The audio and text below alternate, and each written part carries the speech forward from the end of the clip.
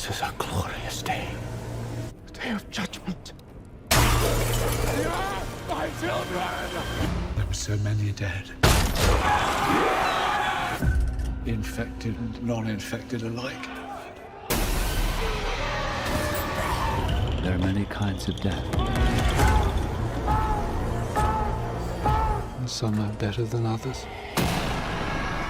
Let's go!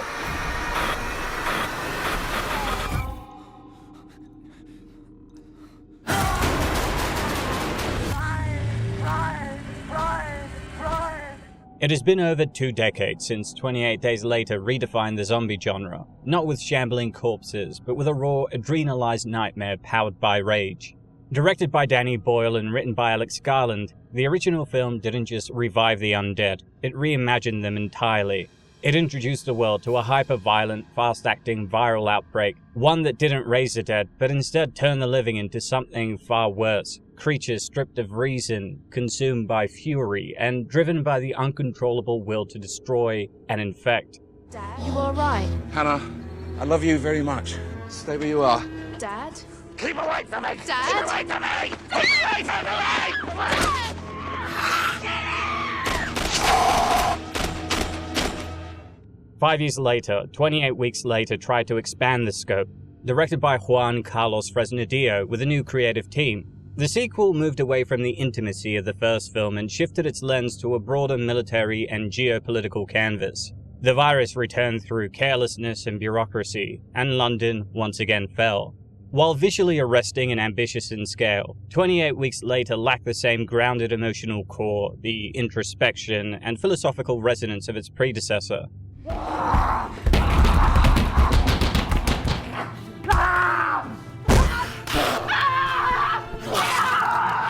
And now, 28 years later arrives, marking the return of the franchise's original creative architects. Danny Boyle is back behind the camera, Alex Garland returns to the script. What they've crafted is not just a continuation, but a transformation, an exploration of what happens after the end, when the smoke is cleared and the monsters, both human and viral, have had time to evolve. The movie plunges us into a Britain that has fundamentally changed. Society is fractured into isolated communities, civilization has regressed into survivalism, and the virus, once a short-term death sentence, has mutated into something more complex, more enduring, and far more horrifying. The rage virus no longer burns hot and fast. It is adapted. It has branched into new forms, variants shaped by starvation, by patience, by reproduction, and by something disturbingly close to intelligence. At the center of this new world is Spike, a 12-year-old boy raised on the fortified island of Lindisfarne, one of the last remaining safe zones in the UK. When a coming-of-age rite thrusts him into the infected mainland alongside his father Jamie, their journey reveals not just the horrors of the changed world, but the breakdown of trust, family, and moral certainty. As Spike seeks a cure for his dying mother Isla, he encounters not only monstrous infected but moral decay, strange survivors, and the enigmatic Dr. Ian Kelson, whose past and current preoccupations blur the lines between science and sacrilege. Through Spike's eyes, we witness a world not only ravaged by plague, but haunted by memory, betrayal, and the slow erosion of what it means to be human. This is no longer the story of escape, it's a story about what remains, about what survives, about how both humanity and the infection have adapted to a new world, and perhaps, more disturbingly, to each other.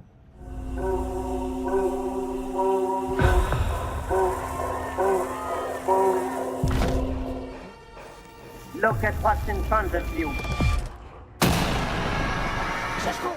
28 years later is a structural reinvention of the 28 Days Later universe. Rather than repeating the visual style and narrative rhythm of its predecessors, it builds upon the existing foundation, expanding the lore of the rage virus and exploring the long-term social, biological, and psychological consequences of a world shaped by prolonged isolation and survival. It introduces a host of new ideas that transform the understanding of the virus and reframes the future direction of the franchise. Before we jump into our breakdown and review of the movie, I thought it would be pertinent to tackle the evolution of the rage virus in this movie because it is fascinating.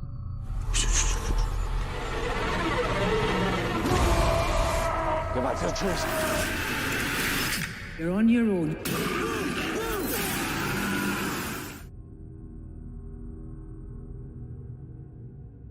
Originally, the rage virus burned fast and bright. And 28 days later, the infected lived only 5 weeks before succumbing to starvation and exhaustion. Their threat was immense but short-lived, a biological wildfire as it were. 28 weeks later introduced the concept of asymptomatic carriers, infected humans without outward showing symptoms that were still contagious. This, coupled with a misguided helicopter flight, led to the infection spreading to Paris and other European cities. But 28 years later redefines the virus. No longer a chaotic burst of uncontrolled violence, it is adapted for sustainability. It is now strategic, capable of persistence and variety. This change fundamentally alters the balance of power in the narrative. The film introduces multiple new variants of the infected, each shaped by different survival strategies. Together, they reveal a viral ecosystem that is no longer about collapse, but about continuity. Alphas are not simply another iteration of the infected. They are the next step in the virus's biological development, an apex variant shaped by decades of mutation, environmental pressure, and selective survival. Unlike the standard infected, who lash out in uncontrolled frenzies, burn out quickly and often succumb to starvation or injury, alphas endure. They are faster, stronger, and more intelligent. They don't just react, they plan. They don't swarm blindly, they lead. The virus has learned that chaos alone is not sustainable, and in response it has created order. The original rage virus acted primarily on the amygdala and hypothalamus, inducing hyperaggression, fearlessness, and extreme adrenal responses. It functioned like a neurological sledgehammer, overriding higher cognition in favor of feral violence. But this approach came at a cost: high transmission, high mortality, and rapid burnout. The infected simply could not sustain themselves. In contrast, alphas represent a strain of rage that appears to work with the host body rather than against it. Physiologically, these individuals exhibit enhanced muscle mass, skeletal density, and endurance. Their pain thresholds are elevated to near inhuman levels. They can take hits that would kill a normal infected and continue charging forward with barely a flinch. Blunt force is ineffective. Decapitation or chemical sedation becomes the only reliable means of neutralization, beyond firing more than 12 arrows to bring them down. This suggests a fundamental shift in how the virus interacts with the endocrine and nervous systems. The alpha strain appears to stimulate sustained production of stress hormones such as adrenaline and cortisol, while also promoting regenerative muscle growth, paralleling real-world conditions like congenital adrenal hyperplasia or extreme anabolic steroid use. These traits aren't merely side effects, they're adaptations, refinements. But physicality alone doesn't explain the alpha's threat. What truly separates them is cognition. Unlike the original infected, who were erratic and indiscriminate, alphas retain higher brain function, specifically elements of prefrontal cortex activity. They demonstrate situational awareness, coordination, problem-solving, and most importantly, leadership. They do not simply attack the nearest target. They track, they wait, they respond to stimuli with predatory patience. In some cases, they appear to direct lesser infected through motion or sound cues, suggesting a form of command hierarchy within infected groups. This is an evolutionary turning point. The rage virus has shifted from creating mobs to cultivating packs, from random aggression to structured dominance. We move from a viral outbreak to something more akin to an ecological species development, where infected individuals operate not as a singular swarm, but as roles within a tiered system. Alphas are the commanders, the tacticians, the apex predators. They also command the infected to feed, enabling the survival of all those within their pack, including the regular infected, who now no longer die due to starvation, provided they're being led by an alpha. Perhaps more disturbing of all is the emerging ritualistic behavior and patterns of violence that go beyond mere survival. They take trophies like Yachua, they display their kills. Heads are removed not for efficiency, but for theater. To me, this suggests not only memory, but the possibility of identity, however warped or instinctual. Such acts hint at more than just retained intelligence. They suggest that the virus is pushing towards symbolic action, perhaps as a means of asserting dominance, communicating territorial control, or even courting reproduction. These aren't mindless killings, they are messages. This is important because it places the alphas not just in the realm of physical threat, but a cultural one. The virus isn't just replicating cells, it may be replicating behavior, structure, a primitive form of society. Not civilization, certainly, but it's a reflection in the broken mirror of viral evolution. While not explicitly confirmed, there are also heavy implications that the alphas play a reproductive role within the infected population. Their dominance, physicality, and leadership behavior strongly suggest a pack hierarchy in which the alpha male controls viral propagation. This could mean that certain infected females are being impregnated, leading to the emergence of new variants or even a generational shift within the infected. In this model, rage is no longer spreading only by bite or blood, it's breeding. In biological terms, this is extremely significant. Viruses rarely rely on sexual reproduction to spread, but rage may be pushing toward a parasitic control model, one where it co-opts the host's reproductive system to generate new carriers with stable mutations. In essence, rage is transforming from a fast kill virus to a persistent parasitic organism, one that builds generations. Though horrifying, none of this is biologically implausible. Nature is rife with examples of parasites and viruses that manipulate host behavior for their own gain. Toxoplasma gondii alters rodent fear response, making them more likely to be eaten by cats, the parasite's definitive host, aiding the parasite's transmission cycle. A Cordyceps fungus drives ants to higher locations before killing them, ensuring optimal spore dispersal, while rabies triggers violent biting behavior just before it kills the host, maximizing the chance of transmission. What the alpha strain of rage does is conceptually similar, but refined. Instead of just hijacking the brain for aggression, it preserves motor control, enhances cognitive function, and promotes a sustainable infection strategy. It uses the host as a soldier, not a time bomb. The alphas represent a shift in the very nature of the rage virus. No longer simply a pandemic, it is becoming a form of biological speciation. The virus has adapted to its environment, selecting for hosts that can survive longer, spread further, and exert control. The result is not a disease, it is a predator. Where 28 days later gave us viral chaos, 28 years later gives us viral order. And in doing so, it reframes the infected not as a collapsing system, but a rising one. A species born from our own, with strength, intelligence, and purpose. The alpha strain is not just the next step in the virus's evolution, it may be the first step into something far worse. A virus that thinks is dangerous, a virus that leads is apocalyptic. And if the rage virus has already learned how to lead, then what happens when it learns how to build? Up until this point, the rage virus had always been defined by speed, ferocity, and short-term devastation. But as the virus evolved into new strains, so too did its survival strategies. One of the most notable and unsettling outcomes of this evolution is the emergence of a new subspecies of the infected, the slow-lows, or what I dub the bloaters. Unlike their frenzied predecessors, bloaters are passive, sluggish, and grotesquely altered. They represent a viral detour, one that favors low-energy expenditure, long-term survival, and environmental adaptation over the short-lived violence of the original outbreak. And in doing so, they embody one of the most plausible evolutionary responses a pathogen can have when faced with scarcity and prolonged isolation: conservation. Physiologically, they are markedly different from standard infected.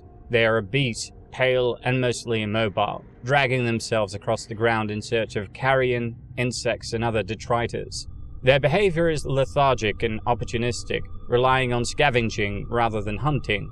They are largely passive until provoked. When threatened or stimulated, they lash out with sudden, violent bursts of aggression, revealing that while their energy use is limited, the rage virus still simmers beneath the surface. What makes them particularly disturbing is their paradoxical nature. They are pitiful in appearance, almost inert, but retain the capacity for lethal violence. More than any other infected variant, they blur the line between creature and corpse, functioning less like predators and more like ecological parasites embedded within the ruined landscape of post-rage Britain.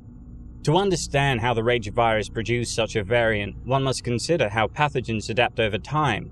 In its original form, the rage virus spread explosively, causing acute aggression, elevated adrenaline levels, and the complete suppression of high brain functions. The host became a machine of violence, but at a cost. The infection was unsustainable.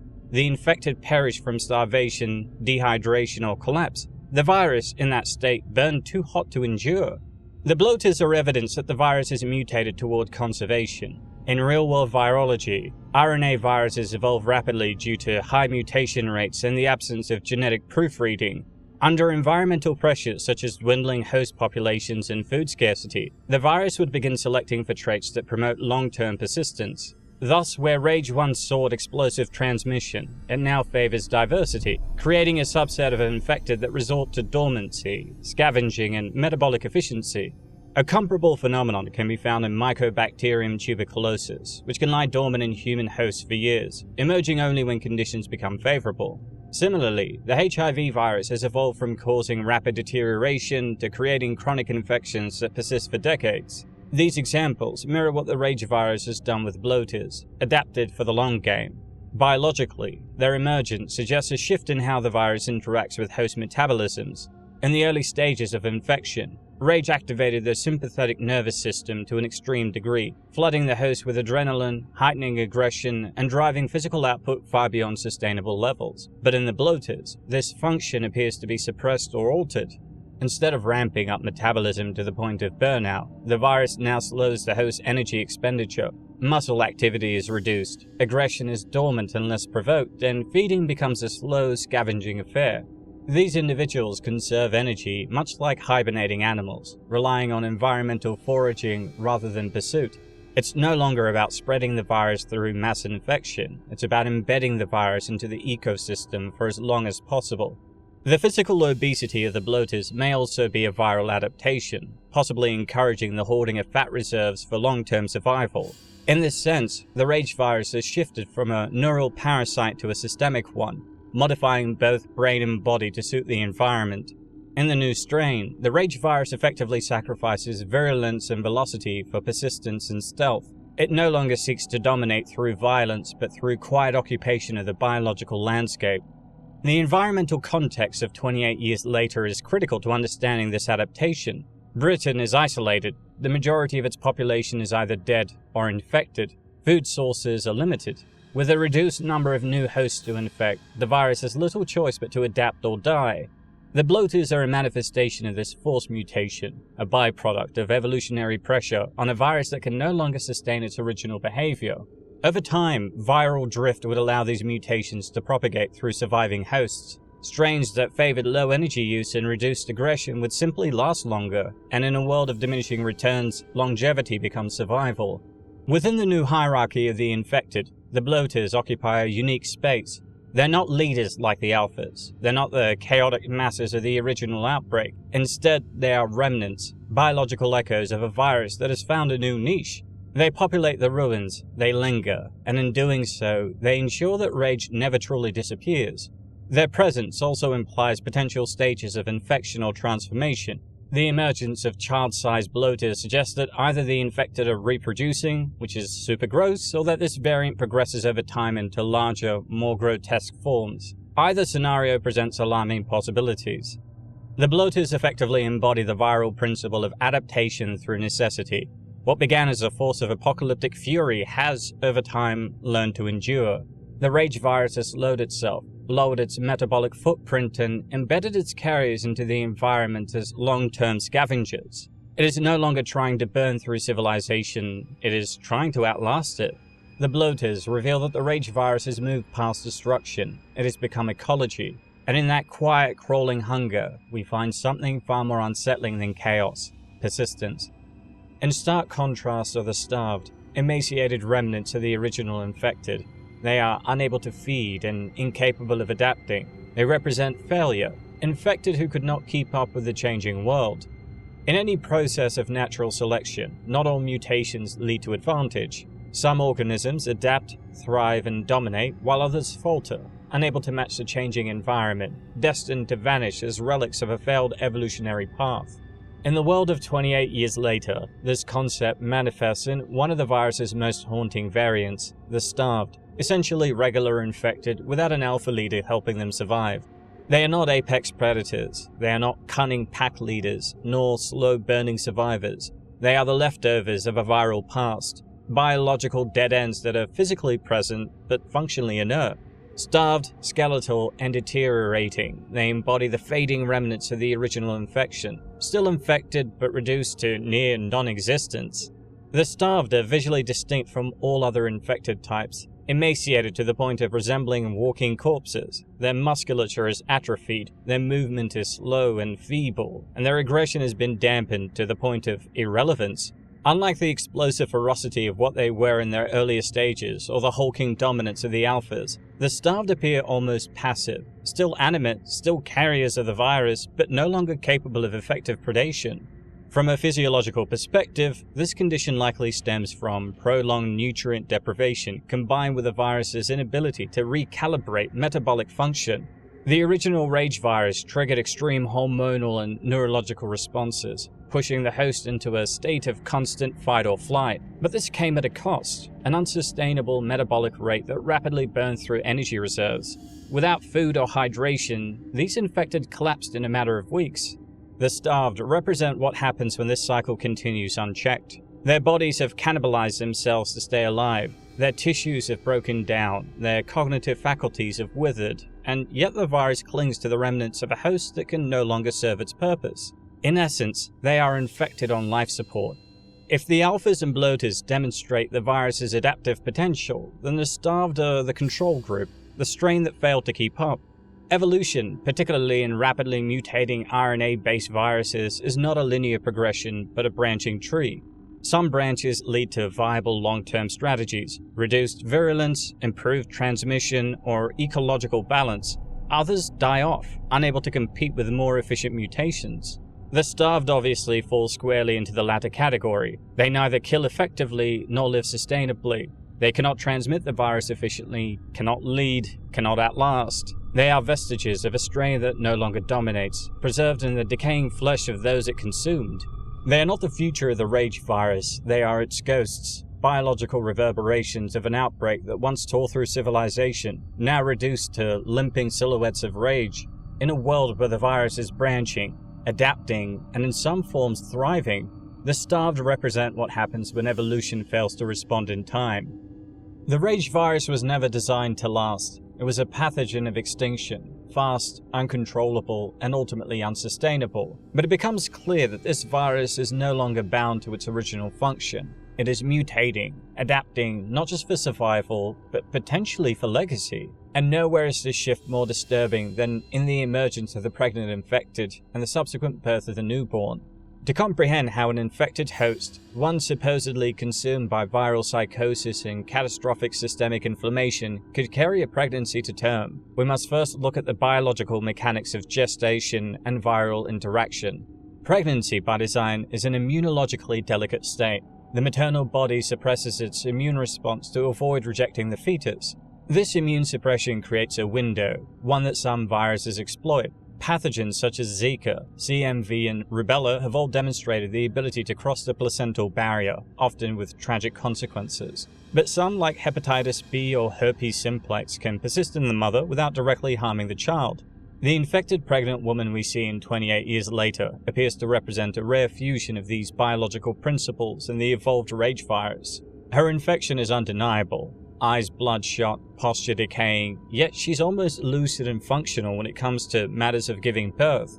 This suggests that the virus is either mutated to coexist with the altered immune environment of pregnancy, or is capable of entering a suppressed state to preserve the host long enough for gestation to complete. It's a viral survival strategy not based on violence, but on patience. It implies either a latency-like mechanism or a fundamental reprogramming of the virus to prioritize longevity over immediate aggression. This host-level tolerance isn't just a horror, it's an evolutionary leap. The key to understanding the newborn's uninfected status lies in the biology of the placenta. This complex organ operates as both a lifeline and a barrier, regulating what passes between mother and fetus. In many viral cases, it successfully presents vertical transmission, meaning a virus present in the mother does not necessarily reach the child. In the movie, Dr. Ian Kelson hypothesizes that a similar mechanism is at work with the rage virus. The placenta acts as a biological firewall, halting viral transfer and insulating the fetus from the infection raging within the mother. If true, this changes the understanding of rage entirely. It is no longer an absolute, uniformly fatal condition. It is a pathogen that can be modulated, one that, under the right conditions, may allow its host to live, reproduce, and give rise to new life, untouched by its aggression. The uninfected child, born from an infected mother and apparently untouched by the virus, raises an even more critical question. Is she simply uninfected, or something more? There are two possibilities. 1. Passive immunity. If the child was exposed to viral antigens without receiving the live virus, it's possible she developed passive immunity through maternal antibody transfer. This is a well-documented phenomenon in immunology. In this case, the fetus may have built a resistance to the rage virus in utero, potentially becoming the first truly immune human being in the post-rage world. If scalable, this could offer the foundation for future biological resistance or even vaccine development. The other possibility, of course, is 2. Viral latency. Alternatively, and more ominously, the child may carry the virus in a dormant state. Viral latency is the ability of a virus to hide within host cells without expressing itself. The child may be a sleeper host, presenting no symptoms now, but capable of future viral activation under the right environmental or physiological stresses. If this is the case, she's not immune, she's a ticking biological time bomb. Either way, the newborn is a seismic disruption to the previously understood life cycle of rage. It is no longer a virus that simply ends lives. It may be one that now creates them, or at the very least, allows them to exist under certain conditions. This is a radical shift in the viral paradigm. It suggests that rage may be transitioning from outbreak vector to ecological fixture, from short-term catastrophe to a long-term element of human evolution. The virus is no longer burning through its hosts, it's learning to live within them. The pregnant, infected, and the newborn are not simply shocking plot devices, they are signs of a viral renaissance. The rage virus, like all successful pathogens, is adapting to its environment, to its hosts, and to time itself. It is no longer content to burn bright and die. It is learning to smolder, to endure, and perhaps even to inherit the world it once tried to destroy. If the newborn is immune, she may represent humanity's last hope. If she's latent, she may be its future threat. But either way, her existence proves a terrifying truth. The rage virus is not done.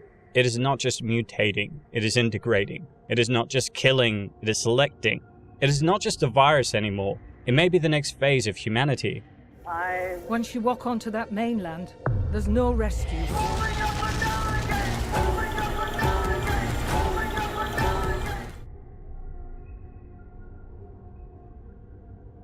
Where 28 days later gave us the adrenaline-fueled chaos of societal collapse and 28 weeks later painted a grim portrait of a militarized recovery gone wrong, 28 years later instead chooses to dwell in the aftermath, not just the ruins of civilization, but the wreckage of what it means to persist when hope has long since dried up. The film opens during the earliest days of the rage virus outbreak, not in the decaying cities or suburban sprawl we've seen before, but in the serene Scottish Highlands. A young boy named Jimmy is watching Teletubbies with his sisters and cousins, unaware of the nightmare about to descend. Their innocence is shattered in seconds when Jimmy's auntie bursts into the room terrified, urging the children to stay quiet. But it's already too late. The infected breach the door, chaos erupts, and the home is torn apart. Jimmy barely escapes, but his family doesn't. His frantic flight leads him to a local church where he finds his father, a priest, calmly praying, having already accepted the outbreak as divine judgment. Smiling through what he believes is revelation, he gifts Jimmy his crucifix necklace, tells him to keep his faith, and waits quietly as the infected descend upon him. A title car then delivers the aftermath. The rage virus did not merely decimate communities or disrupt systems, it annihilated the entire United Kingdom. Unlike mainland Europe, which managed to contain the spread somehow, Britain was abandoned entirely, quarantined, cut off from aid, infrastructure, and global sympathy. What survivors remain had to endure in complete isolation, left behind by a world that already moved on. When the film jumps ahead to the titular 28 years later, we find ourselves on the island of Lindisfarne, also known as the Holy Island, one of the few remaining outposts of order. The community here is small but disciplined, bound together by necessity and ritual. A fortified causeway connects it to the mainland, but that link is guarded fiercely. Civilization, such as it is, has collapsed into something pre-industrial. Technology is absent. Farming, hunting, and communal rights have taken its place. There are no screens, no engines, no ambitions, only survival. Don't look at what's in front of you. It's in this austere, weather-beaten society that we meet Jamie, a hardened man whose worldview is calcified into survivalist pragmatism, and his son Spike, a child on the precipice of adulthood. To survive here means to conform, and Spike's rite of passage is as brutal as the world that shaped it. He must hunt and kill an infected on the mainland. As a central protagonist of 28 Years Later, Spike represents a generation born into catastrophe, having never known a world untouched by the rage virus. Quiet, observant, and innately empathetic, Spike is a child shaped by absence, of normalcy, of history, and of emotional stability. He's curious but cautious, sensitive yet resilient, and his worldview is shaped as much by folklore and secondhand stories as it is by lived experience. Spike's youth is not defined by innocence, but by an inherited burden to make sense of a broken world and somehow try and survive.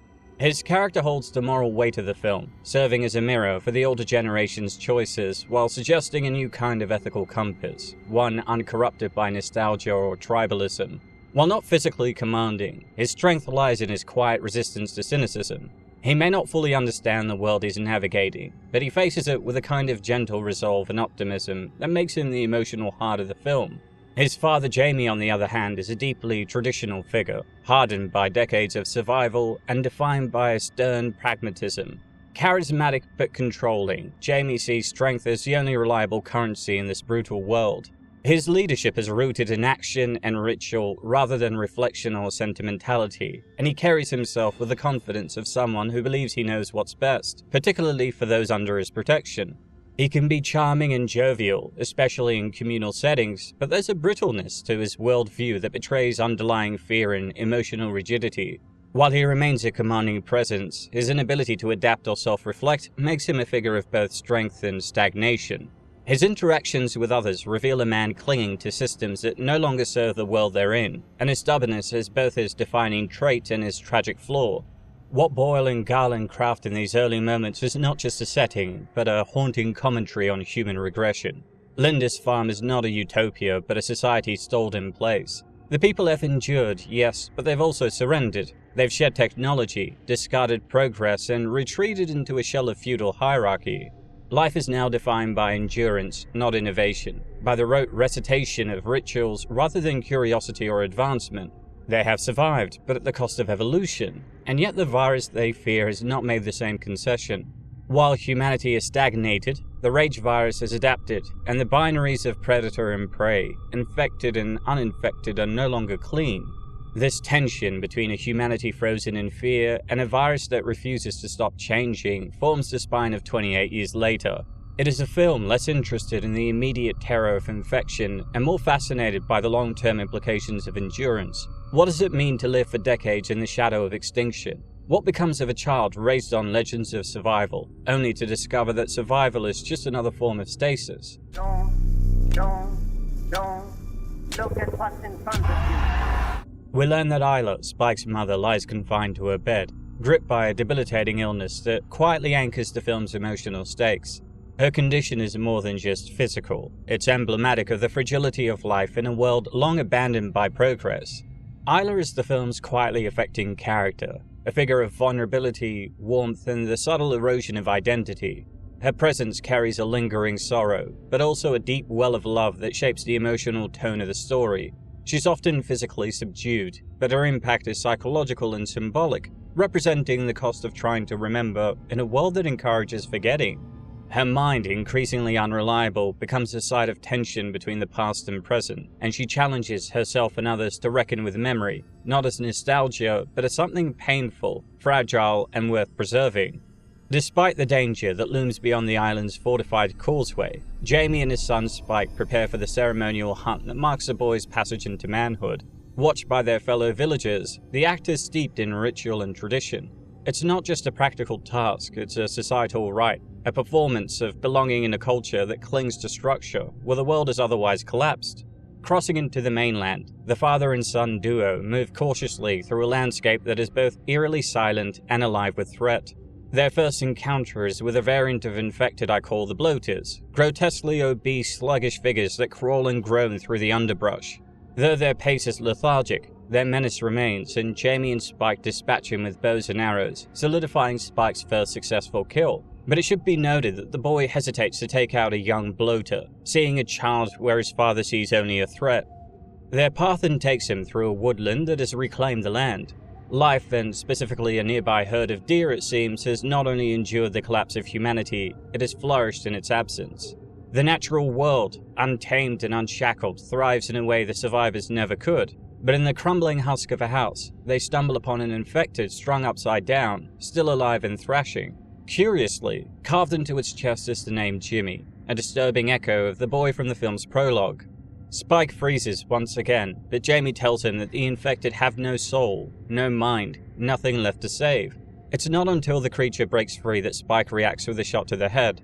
As the infected drops, so too does another piece of Spike's innocence. It's an irreversible moment where survival and morality begin to blur. Their journey continues into a wind-scoured wasteland and graveyard of the old world. It's here that they come across a new sign, the severed head and spine of a stag suspended in a grotesque warning. Someone is hunting, but with purpose, not frenzy, and Jamie immediately realizes they need to move on as an alpha is nearby. Out of the field ahead then emerges a pack of infected, but unlike the aimless rabid hordes of the past, these move in concert, tracking like wolves. At their center is the alpha, a towering, hyper-aggressive figure with a measure of intelligence that orders his pack to chase him down. What follows is chaos as the father and son run away. Jamie's kills here are efficient, while Spike's aim falters in his panicked state. Forced into retreat, they take refuge in an abandoned house and hide in the loft as the infected give up on their chase. That night, as Spike lies awake, he sees a fire burning far off in the distance, hinting at a human presence, but Jamie's response is immediate and cold. They're not to go near it, no questions, no exceptions. For Spike, it plants a seed of doubt that his father is keeping something from him. The boy also has a vivid dream that night of his mother drowning, her head barely above the waves, a subconscious omen of what's coming. Once you walk onto that mainland, there's no rescues, no exceptions. Before dawn, the shelter collapses under the force of a sudden deer stampede, forcing them to leave in a hurry. Disoriented but happy to be alive, Jamie and Spike are forced to wade through rising tide waters for their journey home, but trailing behind them is the Alpha. As they near the Holy Island, salvation comes not from chance but from preparation. Jamie signals the Watchmen. Arrows are loosed from the wall, and a makeshift ballista launches a flaming projectile into the Alpha, finally bringing it down. After confirming they're free of infection, the island accepts him back to a hero's welcome, and while Spike has survived his rite of passage, his spirit is slightly shaken. The village, however, sees only the symbolic victory. A feast is held in his honor, complete with applause, food, alcohol, and the weight of communal expectation. Jamie, both proud and performative, hails his son's courage and marksmanship, playing up the success for those watching. But Spike, haunted by his own hesitation and fear during the hunt, sees only failure. That sense of unease reaches a breaking point when Spike notices Jamie slipping away from the celebration with another woman, and the impact is seismic. The father Spike relied on, who taught him to survive and seemed to embody honor and strength, is suddenly revealed as fallible. The emotional betrayal is a crack in the foundation that has silently been forming. Overwhelmed, Spike slips away from the celebration and finds solace in the company of Sam, one of the village elders looking after his mother. Their conversation reveals a fracture that becomes a fault line. Spike confesses his fear, his longing to be with his mother, and the fire he saw burning on the mainland, something Jamie had refused to elaborate on. Sam in turn shares what he knows of Dr. Ian Kelson, the man responsible for the fire, who was once his GP before the collapse, now reduced to myth and suspicion. Known to have survived the apocalypse, but associated with rumors of moral compromise and disturbing behavior, Kelson's name evokes more fear than hope. The conversation leaves Spike with more questions, and an unsettling sense that something has been withheld. There were so many dead. Infected and non-infected alike. The following morning, Spike confronts his father, now desperate for clarity. He presses Jamie not just about Kelson, but about Isla, and whether he ever truly intended to save her. Jamie's response is hesitant and evasive until the truth begins to spill. Years earlier, Jamie and a group of survivors had found Kelson, alive but surrounded by a horrifying scene. Hundreds of corpses, meticulously arranged in ways that suggested something ritualistic, even sadistic. But instead of reassurance, Jamie's words only deepen Spike's disillusionment. The confrontation escalates when he mentions the woman Jamie was with last night, causing his father to strike him. It's an act born of shame and helplessness, but it crosses a line that cannot be uncrossed. Spike doesn't respond with tears or outrage. Instead, he calmly draws a knife and tells his father to stay away from them. This moment finalizes the emotional transformation Spike began on the mainland. His rite of passage wasn't just about killing an infected or proving bravery, it was about growing up in the face of disappointment, betrayal, and truth. Jamie's betrayal, Isla's decline, and the world's refusal to offer hope have redefined what adulthood means to him. It's not glory or triumph, it's about the burden of responsibility. And so that morning, Spike sets fire to the village's supply room as a distraction and flees with Isla, leaving behind the only home he's ever known. All that remains is his ailing mother, his bow, and the faint, whispered promise that somewhere, out in the ashes of the mainland, Dr. Kelson might still exist and might still be able to help.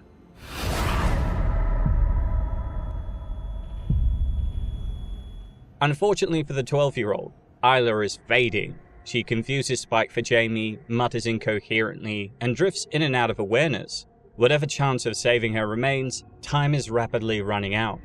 Elsewhere, a small NATO force dispatched to survey the mainland crashes into the rocks and is immediately ambushed. The infected fall upon them like a wave, and within minutes, the team is decimated. A few manage to retreat into a tunnel system, clinging to the hope of regrouping, but within the dark, something worse than the frenzied infected awaits them. It's here that an alpha starts pulling their heads and spine clean from their bodies, forcing the remaining soldier named Eric to flee. Back with Spike and Isla, the mainland continues to prove hostile. A roaming pack of infected forces them into an abandoned gas station, the air thick with fuel vapor. As the infected close in, Eric arrives just in time, lighting the fumes and igniting a massive explosion that incinerates the attackers. Plot armor, it seems, conveniently keeps Spike and Isla alive. Can you make her shut up? She can't help it. She can't help it? You can't help me? Why the f did that help you, huh? Eric serves as a stubborn outsider, a soldier increasingly disillusioned by the collapse of order. Dry-witted, blunt, and perceptive, Eric is someone who's learned to operate within the rules, and now finds himself in a world where none of them apply. His skepticism borders on cynicism, but he's not without compassion. His humor and practicality are his armor against despair. As a foreign presence in a deeply insular environment, Eric provides a contrast, highlighting the absurdities, contradictions, and ideological decay of what Britain has become. His role bridges the narrative between isolated survival and the implications of global abandonment. He also explains what he knows. While the rage virus is contained to the UK, the rest of the world has moved on. Britain has become a myth, its infected a warning, its people abandoned. What do you think the patrol boats are for? I know there's a quarantine, but I thought it was only for us. Quarantine is for any poor fucker who puts one toe on this island. Their journey eventually leads them to the remnants of a derailed train, where a strange cry echoes the metal husk. It's not a scream of hunger or rage, but of agony. The source is an infected woman, visibly pregnant and in pain. Isla, moved by instinctive compassion, approaches her cautiously, and for a fleeting moment, there's no violence. And in that fragile pause, the film suggests something unsettling. Perhaps even the infected are capable of restraint under certain biological pressures. Of course, after the child is born, the infected woman's restraint shatters. She lashes out in a frenzy, and Eric is forced to shoot her. The violence is brutal and immediate, but what's left behind is far more confounding. The newborn shows no sign of infection. Dr. Ian Kelson would later hypothesize that the placenta may have functioned as a natural biological barrier, protecting the child in utero. But for Eric, trained to eliminate risk before reason, uncertainty is synonymous with danger, and he prepares to kill the infant. Before he can act, the Alpha returns, revealed to be the same relentless pursuer from the tunnels. It immediately kills Eric, tearing through him like he's performing a Mortal Kombat fatality. And while it might be tempting to see this as an act of senseless aggression, the context reframes it. This isn't just rage, it's protective fury, as the Alpha appears to be responding to the threat posed to his offspring. As it chases Isla and Spike, preparing to strike again, its body seizes, pierced by a tranquilizer. A man that steps from the shadows, calm, composed, utterly in control. This is Dr. Ian Kelson, played by Ray Fiennes, who greets them with a dispassionate clarity, explaining that the Alpha, whom he calls Samson, is not just an enemy to be feared, but a subject to be studied. Kelson has essentially developed a chemical sedative capable of pacifying the infected for short periods, and is a philosophical anomaly in a world dominated by instinct and brute force. Cerebral, cryptic, and oddly serene, he exudes the presence of someone who's been thinking far too long in isolation, and has made peace with unsettling conclusions. His language is careful, precise, often poetic, and his worldview is shaped by both scientific rigor and an almost spiritual reverence for memory and death. Kelson speaks not just to survival, but to the meaning of death, the necessity of mourning, and the ethics of legacy in a post-human world. He's calm without being cold, eccentric without descending into parody, and his detachment is never cruel, just profoundly resigned. As a character, he operates on the film's thematic periphery, drawing attention to the deeper existential questions that others either avoid or can't articulate. Every skull, a set of thoughts, and these jaws spoke and swallowed. This is a monument to them. Kelson leads them to a sanctuary, a structure as eerie as it is unforgettable, the Bone Temple. It is not metaphorical. Constructed entirely from the preserved bleached skulls of the dead, the Bone Temple is Kelson's monument to mortality, a visual and philosophical reminder of what remains when everything else is rotted away. Dr. Kelson refers to it as his memento mori, a Latin phrase meaning remember death, remember we must die. For him, these grim installations are reminders that death is inescapable, and that acknowledging it should provoke reflection on how we live, what we value, and what legacy we leave behind. And with Eric having been killed by Samson, Kelson burns the body, scrapes away the flesh, and tells Spike to add the skull to the temple. He then confirms that the newborn is in fact uninfected, a rare biological anomaly that is perhaps even immune. In a landscape ruled by infection, that baby represents a shift, an exception, a threat to the idea that infection means doom. But just as hope begins to flicker, it's extinguished. Kelson diagnoses Isla with terminal cancer, and the disease has advanced beyond saving. For Spike, the news is devastating. Yet Isla, weary and accepting, seems almost relieved. Her concern isn't her death, it's her son's burden, and she wants him to be free of it. Dr. Kelson also tells him memento moris, a Latin phrase meaning remember you must love. He then sedates Spike to spare him the pain of watching and enables Isla to die peacefully. When Spike awakens, he's given her skull and carries it to the temple before placing it at the top, entombing her memory in the only structure this world seems to respect. This act for Spike is not a celebration, but a solemn recognition of loss. It reaffirms the film's central themes, that survival must also be accompanied by meaning, and that remembrance is what separates humanity from the virus it endures. Do you know the words memento mori? It means remember death. There are many kinds of death.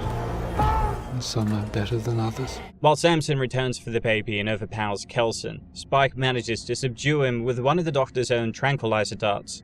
Kelson then remains behind, surrounded by his monument to the dead, while Spike sets off with the infant in his arms. He returns to Lindisfarne and leaves the child, whom he names Isla, in the care of the village, along with a note explaining who she is and what she represents. Jamie finds the note and immediately tries to reach his son, but the tide has already come in and Spike is gone, which only begs the question, why didn't Jamie try to look for him before when he knew his son and sick wife were clearly heading to Dr. Kelson? And then 28 days pass. In a final epilogue, we return to Spike getting chased by the infected, right into the arms of Jimmy, the boy who fled the slaughter in the opening prologue. Throughout the film, Jimmy's name appeared carved into infected and scrolled on the walls like scripture. Now a man, played by Jack O'Connell, he leads a bizarre group of survivors known only as the Jimmies. Draped in gold chains and tracksuits, they move like parkour zealots, leaping through ruins and carving through infected with absurd efficiency. It's strange and honestly quite tonally jarring. I think there's a few too many coming now. Even for a fine young warrior like yourself. Would you mind if we stepped in? 2, 3, 4. Jimmy is an enigmatic presence, a figure shaped by childhood trauma and twisted ideology that represents what happens when pain is never processed.